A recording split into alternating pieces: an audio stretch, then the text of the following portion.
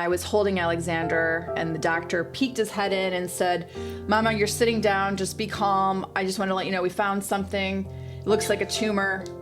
And I was like, "What?" And then fast forward, I don't know, later on that day, they kept doing tests, and then they got us into a room like hours later. And then the doctor, you knew it was bad because they're like, "Come with us, or we're going to play with Alexander. We're going to take the parents to a room." And he said, "Your child has cancer." He said, "We think it's presenting as Wilms tumor, and it looks like there's a spot on the lung, so that makes stage 4.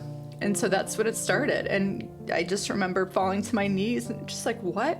And so we just, I just fell to my knees and got our composure together. And they don't really know with Wilms tumor until they do. They usually do, they take the kidney, so they do a nephrectomy. And so they take his kidney out and then they biopsy. That's when they know it was the bad kind. There's favorable histology and unfavorable. It's like the tumors are basically chemo resistant. We transferred to Children's Hospital.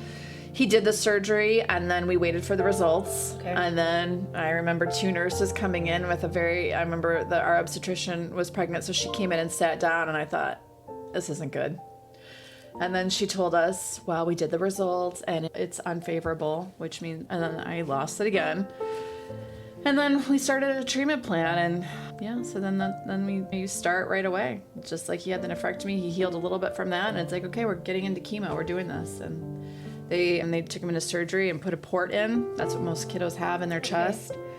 And that's how they get the chemo, and it's just easier than poking Anyway, and so then it started. And Alexander is non-speaking, so he must have been really scared. I know. I think about this all the time, and I'm like, oh my God, he went through 2 years of cancer. He went through his whole life, right? But 2 years of cancer and couldn't talk.